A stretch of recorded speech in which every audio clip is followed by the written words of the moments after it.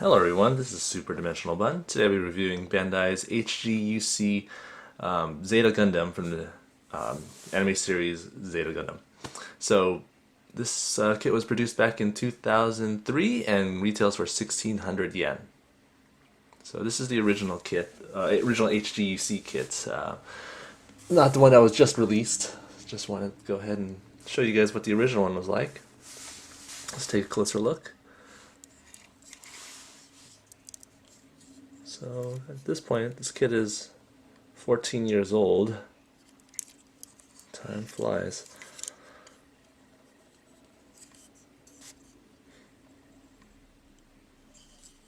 So you can see there's, a fair amount of details on it. A lot of different colors here and there. This kit was designed back in the mid 80s. Not the kit, I mean the mech itself. Alright, so let's go ahead and start with the articulation. Got the head. Can't quite get it around 360 because the collars around the sides just block the chin and the back of the head. But, it's connected by a ball joint, so, got a fair amount of motion. Okay, so you got the arms. You can get around 360. Now, get these little shoulder pieces out. So, I don't know, these parts are separated, so there's a little bit more motion. I've got 90 degrees.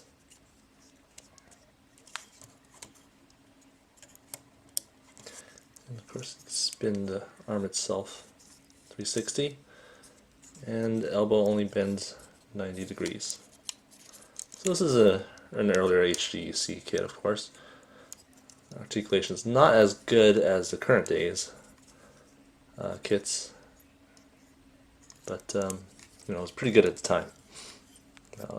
Hands are connected via ball joints, so 360 degrees, and you got some motion there, left, right. Alright, and then you got the skirt armor. You can go up 90 degrees. So that means the leg can go up 90 degrees.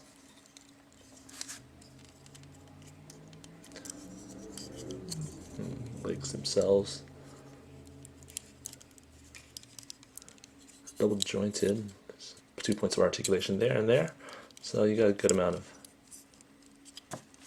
bending. And it helps in the transformation as well, because this thing, legs can bend backwards as well. Whoa. Even more than 90 degrees. So, well, that just looks weird. Alright, let's see. There's a waist as well. There goes the rear skirt armor. Alright. Okay, these things are supposed to come off for transformation, but not this badly. Alright, so I could spin 360. I wasn't sure of that. Let's get this leg back in. Alright. We got these wing binders. They're all loose and stuff. And of course you got the tail binder, which, it's used for propulsion and whatnot, but then, yeah, it's kind of bulky. Alright, and then the feet. So, they're connected by ball joints, left, right. Oops. And you got these little armor pieces on the back. So the foot doesn't bend back very far, but it can go forward quite a bit. So let's put this rear skirt armor back on. Okay. So the thighs, you can see it does fairly good split. But the feet can only bend so far. And that's as far as it can split and still be stable. So not too far. Okay. So let's see. So you can see there's a lot of colors on this kit. Black, red, blue, gray, and white. Some painting still needs to be done to make it look anime accurate, obviously. Actually a lot of painting. All these little yellow parts. Either these, I don't think it came with stickers for those parts, so you know, good luck painting all these little details and whatnot to make it anime accurate. You'll need to do a lot of painting. The red parts on the wings, of course, need painting. Some white parts here and there, like on the wrists. I think, yeah, so yellow was the biggest part. One thing I forgot to mention is the feet can fold. That's for Wave Rider mode. That's right, a little gray here and there too. So there's that. Okay, let's go ahead and look at the accessories. So we got the hand that's molded into the beam saber. So this is two parts, the cover for the hand and the beam saber with the fingers. So pretty much like the seed kits at the time. Bandai went ahead and just did that with all their kits. It's kind of a bummer. I mean, you know, they had the ability to put in clear plastic pieces, but they went ahead and went with this design. Anyway, all right. You got shield, which acts as the nose of the Wave Rider mode. Oops. But go ahead and that connects on a polycap right there in the forearm. So I'm going to push that in.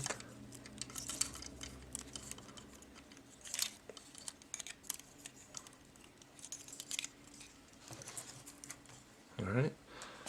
Then of course you got these.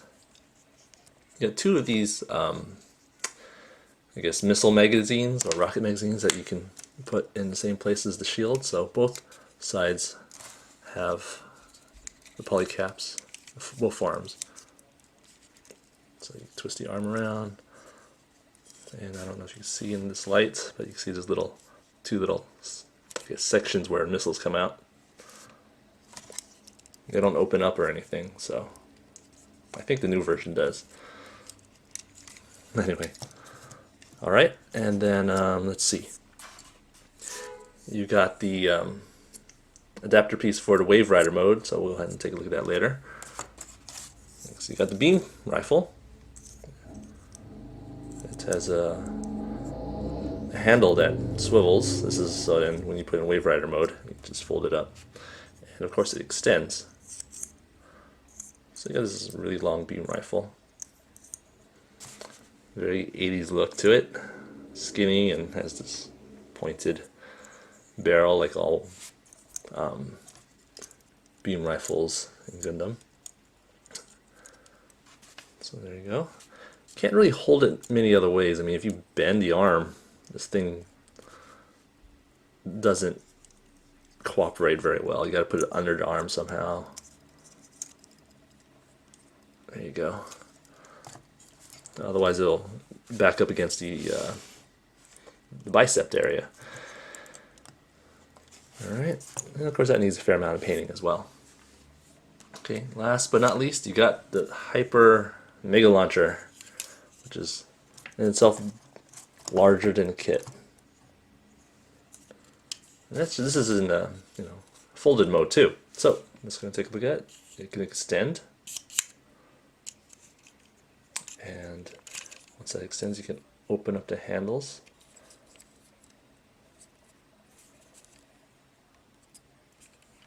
And then there's one last place that you can open up. It is right here. So you can replace this beam rifle with the Hyper Mega Launcher. And of course, you can, if you can make it two-handed and hold a rifle, but right now it's just very unwieldy. So let's just skip that for now. And you got landing gear for when you connect the Hyper Mega Launcher to the Wave Rider form. So let's go ahead and transform this kit. So first thing you need to do is pop the head out. Whole piece comes out, head and the neck. Let's see what else. You'll need disassemble quite a bit here and there, so you'll take the wing binders off. Probably should take the shield off too. These things are connected by poly caps.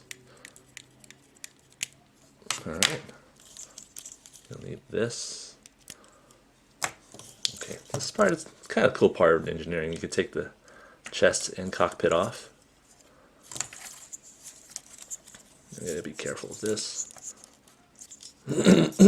Excuse me. Come on out.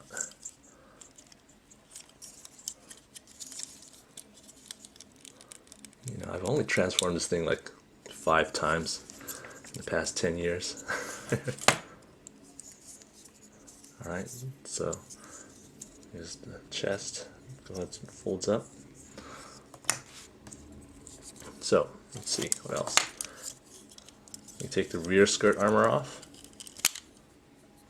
It has a nice square peg, or rectangular peg, so then it's not as easy to break as a round peg. You'll need to take out these side skirt armors.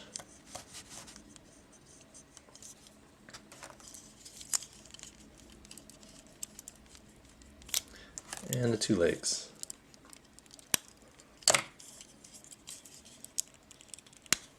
Alright, so in the end you're left with part of the torso, the arms, and front and the hip. So you can put these aside. And now here's the base for the Wave Rider. So let's go ahead and assemble that. So this part goes here. Go ahead and put the chest on. So there's a peg right here that goes into the polycap. So this is, I guess, a Gundam version of, I guess Gundam's answer to Macross, which came out around the same time. Well, before Zeta Gundam, of course, but after the original Gundam series. So in the 80s, you know, it was all about transforming. They were competing against Transformers as well. So instead of making a, oops, probably should have put this in before. Let's try that. Yeah, so you know, the Gundam franchise had a lot to compete with at the time. Instead of polycap just come out.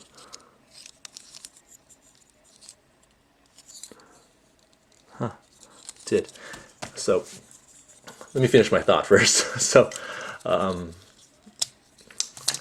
Bandai had a lot, not Bandai, the Gundam franchise had a lot to compete with at the time. Instead of making a mech that looked like a modern day airplane or car, they went ahead and you know, made something completely new. So Wave Rider form doesn't look like any conventional military plane or vehicle. They went ahead and did something, you know, completely unique. All right, let's get this guy back in. Live and learn, huh? All right. So there you go. You got the base. Let's put in the side skirt armors.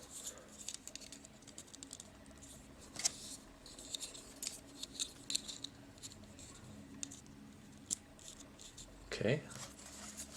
Now there's a little transforming you need to do with the leg. So first off, you need to pull this back cover off and then move it up. Oh, then push this piece down so this part can slide.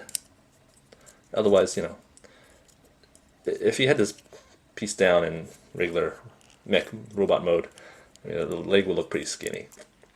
So Bandai engineered it so then you can have that part slit up, and you know, it gives the leg a little more bulk. Just an FYI. So go ahead and transform the leg first, and now put the cover back on in the higher position. So this exposes this one little, sorry, one little exhaust or burner out on the back of the leg. So here's the untransformed part leg and then the transformed leg. So go ahead and pop that in on the side here. And I'll quickly do that with the other leg.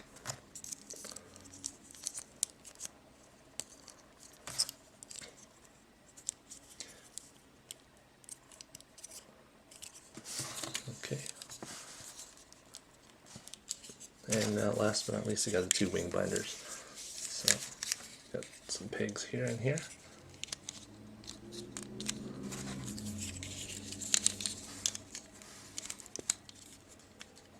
Alright, then you got Wave Rider mode. So open up the wings, slide out. They don't lock into place or anything, so if you grab it in a funny way, it'll close in. And there you go, Wave Rider.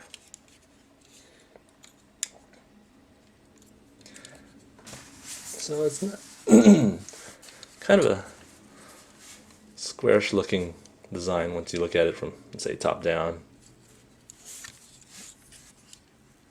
But you know, it's made for high speed, I guess, and atmospheric re-entry.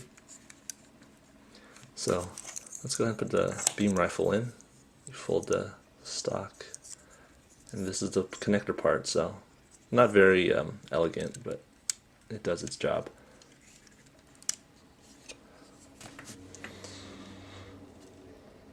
Yeah, I don't quite like it. The Delta Plus has probably a better solution to this, but this is how it was in the original anime, I guess. So let's go ahead and attach the Hyper Mega launcher. So you go ahead and fold it back up, put the handles back in. Alright, and here's the connector. The two long rectangular pegs fit into the bottom of the shield. So go ahead and push that in. So it gives a little more firepower. Let's put the beam rifle back on. I don't know. There you go. Like I said, not very elegant. Alright, and then you got the landing gear. Let's take it off the Wave Rider for a second, just so then I can more easily put that back on. So we got these little slots on the sides where the landing gear can fit in. And they fit in pretty easily. There's not a lot of tension, so you won't be worried about destroying the kit. So let's take a better look. So you know, it fits flatly on the tabletop. So there you go. And now let's go and put this on.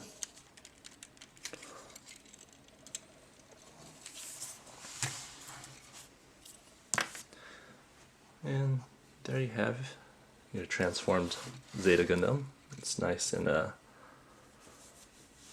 its landing gear, I guess. So yeah, it's pretty nice. Okay, so let me transform this back and finish up the review. Alright, and we're back. So let's go ahead and do the pros and the cons. So the cons of this kit, well, let me show you guys really quick. So this is my biggest beef with this kit. It has the seam line right in the middle of the legs. They're pretty hard to hide, actually, and you know, they're pretty noticeable if you don't paint it or glue it and whatnot. I decided not to because, well, I can never get the right color of white to match. So anyway, yeah, that's my biggest beef. And the beam rifle. I really don't like the beam rifle. It's so scrawny and it doesn't look cool. Alright. That's just my opinion, of course. But yeah, those are my biggest beefs. You know, this is an earlier HGUC kit. It needs a fair amount of painting to make it anime accurate, actually. Just all the little yellow spots on the shoulders, the legs, the shield. You know, those things can get a little annoying because it doesn't have any recessed lines to guide your paintbrush. So You have to be very careful when you paint it, especially if you painted the shoulders blue and don't want to mess up your earlier paint jobs. So, you know, that's the one bit of annoyance I had. But other than that, there are still a lot of pros with this kit. It's early HGUC, of course, but you know, it's still pretty good representation, I think. It's well proportioned. You know, it doesn't look like it's a huge head or really long legs and its tiny torso. You know, I mean, like some of the older kits. But you know, this kit is well proportioned, like I said. It looks pretty good. It looks nice and bulky in a sense. It's an early, you know, it's designed in the 80s, so you know, it looks like it could go to a rad party of some sort. But anyway, it's definitely a different look from a regular Gundam. You know, it has a different V-fin. You know, it'll stand out in your collection. Let's just say that. Let's see. But of course, you know, if I were to choose between this one and the kit that just came out, I'd go with the newer one. Tell you the truth, it's 200 yen more, but it has, you know, you'll have better articulation. Slightly more, a better part separation, or at least color separation, I mean. But in a sense, you get the same things. You get hyper mega launcher. Well, I guess the newer things is just that you'll get clear parts for the beam swords. You'll have two of them. You won't be molded in a hand. You know, you'll have better articulation in the arms. What else? I probably said that already. But other than that, it looks rather much the same. You both have Wave Rider modes. You know, they'll look exactly the same if you ask me. But yeah, I mean, if you have this kit stored away in your pile of to-do kits, I'd say, you know, and you know, you like the design, go ahead and keep it. You know, but if not, yeah, go for the newer version. So here's a quick comparison with the more modern transforming kit. Definitely, you know, this is from Gundam Age, the Clanch Custom. I have to say, Zeta Gundam's transformation process is a lot more complex than pretty much any other transforming mech in the Gundam series. Maybe with exception to Zeta Plus or something, but yeah, there's that. Okay, so and then there's, you know, you got the Methus and Yakishiki from the same series. So yeah, but anyway, if you were to buy any of the three, well, maybe go for the Yakishiki actually. That's just my personal preference, but this is a hero kit. You know, it is the main mech in the series. You know, so if you really like the design and you like just the mech from the series, go ahead and get it. But anyway, there you go. I hope you guys enjoyed the review. Please subscribe and tune in again next time, and I'll see you then.